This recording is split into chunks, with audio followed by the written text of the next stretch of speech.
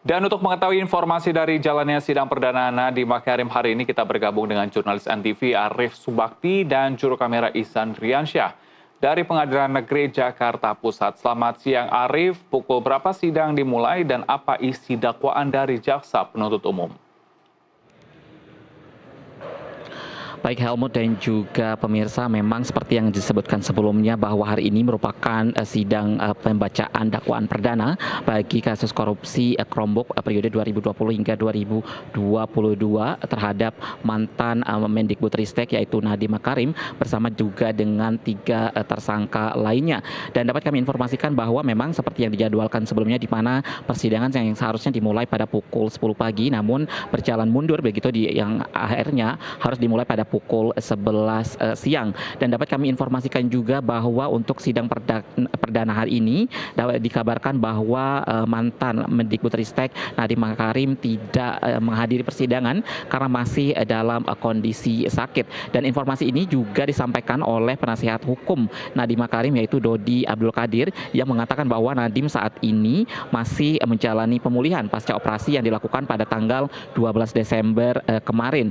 Dan Dodi menyebutkan bahwa luka Nadiem saat ini masih belum pulih sepenuhnya, sehingga Dodi mengatakan bahwa Nadiem harus pulih dan dalam keadaan sehat ketika harus mengikuti jalannya persidangan. Sementara itu, ketiga tersangka lainnya yaitu konsultan staf khusus Nadiem yaitu Ibrahim Arif, kemudian juga Direktur SMP Kementerian Kemendikbudristek Mulyatsyah dan juga Sri Wahyuni baru saja menghadiri persidangan. Dan kami juga mendapatkan informasi bahwa persidangan baru saja dimulai sekitar 11 lewat 15 menit.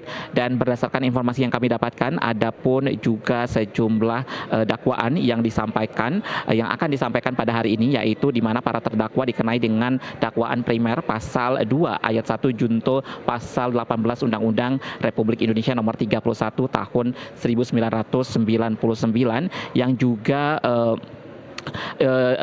tentang pemberantasan tindak pidana korupsi junto pasal 55 ayat 1 KUHP. Dan tidak hanya itu, namun juga subsidiar pasal 3 junto pasal 18 Undang-Undang RI nomor 31 tahun 1999 sebagaimana diubah dan ditambah dengan Undang-Undang nomor 20 tahun 2001 junto Undang-Undang nomor 31 tahun 1999 tentang pemberantasan tindak pidana korupsi junto pasal 55 ayat KUHP.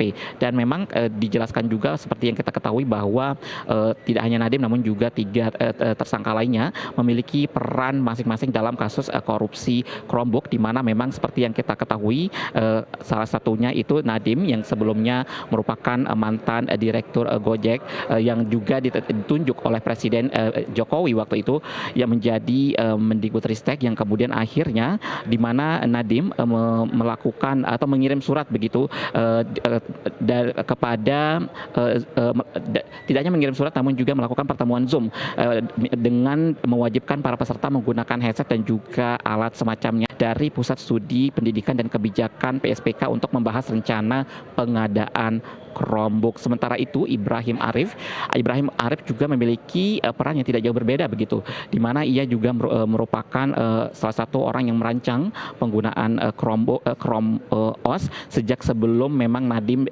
dilantik menjadi Mendikbudristek. Kemudian Ibrahim juga diketahui memiliki peran untuk melakukan penyusunan kajian teknis yang mendukung pengadaan laptop Chromebook. Sementara untuk Direktur Sekolah Dasar yaitu Sri Wahyuningsih diketahui meminta tim teknis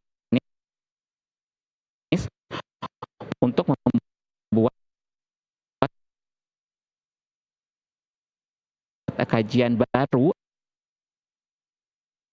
atau kajian kedua yang mencantumkan Chrome OS pada 30 Juni 2020 di Hotel Arosa Bintaro. Dan itu tadi peranan dari masing-masing tersangka. Dan memang sampai saat ini juga kita ketahui bahwa korupsi dari Chromebook ini memiliki angka yang cukup fantastis begitu, yaitu di angka 1,56 triliun rupiah, dan pengadaan Chrome device management yang tidak diperlukan dan juga tidak bermanfaat berada di kisaran sekitar 621 miliar rupiah, sehingga total kerugian negara dalam kasus ini diperkirakan mencapai lebih dari 2,1 triliun rupiah. Dan tentunya nanti kami akan terus mengupdate seperti apa jalannya persidangan, karena memang seperti yang tadi kami sampaikan bahwa Nadiem memang tidak menghadiri persidangan, namun kami juga mendapatkan informasi bahwa pihak keluarga dari Nadiem Makarim akan melakukan konferensi pers begitu pada siang ini. Demikian laporan langsung dari kami, kembali ke Anda Helmut di studio. Baik, terima kasih laporan lengkap Anda, Arif Subakti dan juru kamera Ihsan melaporkan langsung dari Pengadilan Negeri Jakarta Pusat. Selamat bertugas kembali.